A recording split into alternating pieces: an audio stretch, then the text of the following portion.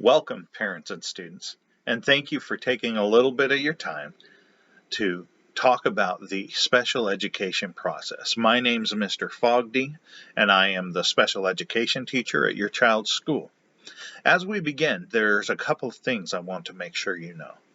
The first is that your child's educational success is our top priority. Secondly, you, the parent, are a critical part of your child's education and IEP process. We recognize that no one knows your child better than you do. Your input is valued, and even more than that, it's required by law.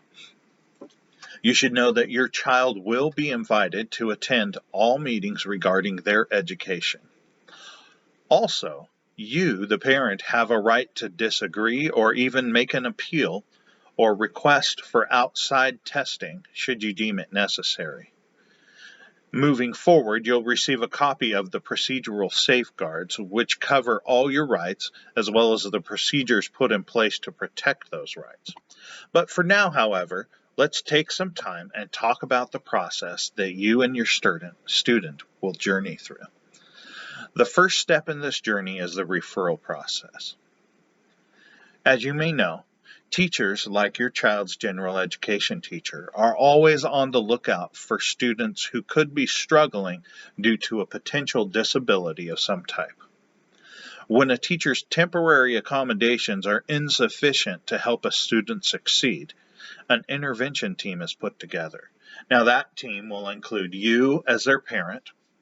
It'll include your child's teacher and a school administrator, and it could include other specialists as needed. The intervention team will make a tentative plan to help your student succeed, and then, this is critical, they will monitor them closely. Should the measures still not be sufficient, a referral for special education evaluation will be made. If you're watching this video, it's likely that your child's teacher has made a referral for evaluation, or perhaps you requested one yourself.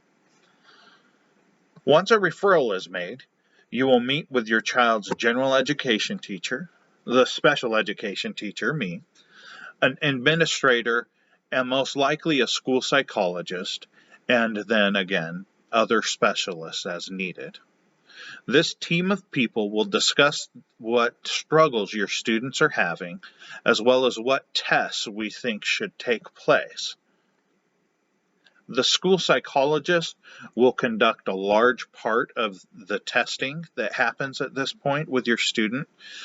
These tests will cover areas such as classroom observation. The psychologist will go into the classroom and see not only how your child is interacting with the academics, but how they interact with their peers and in a general classroom setting. The psychologist will also interview your student, and they will give cognitive and achievement tests.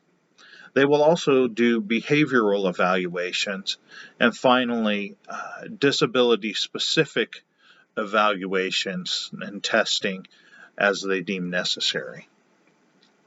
Now, after testing is complete, the psychologist will be able to determine whether your child has any disability that falls into the 13 categories that are covered by the Individuals with Disabilities Education Act, often referred to as the IDEA.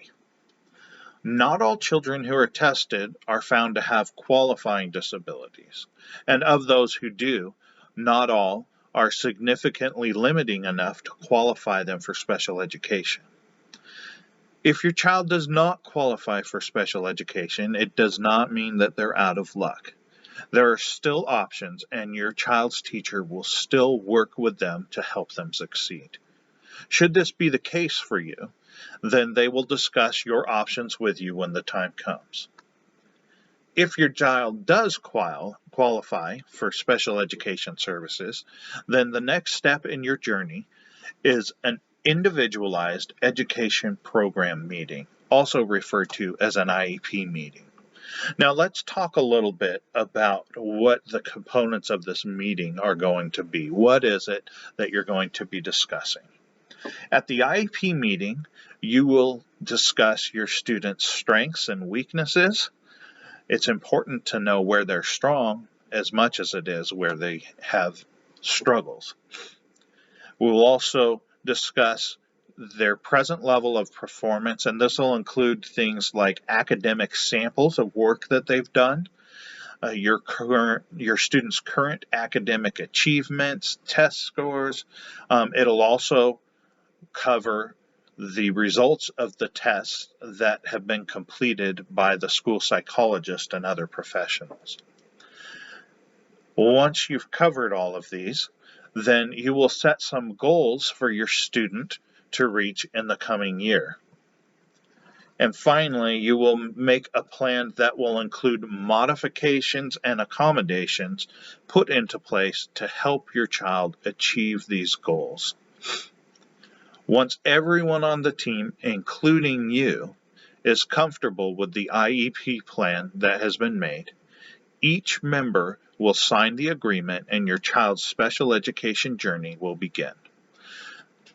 This IEP will be revisited a minimum of once per year, and it can be revisited or adjusted more often if needed, but no adjustments will be made without your authorization. Thank you for taking time to learn more about the special education process. I wish you and your child great success as you move through this journey.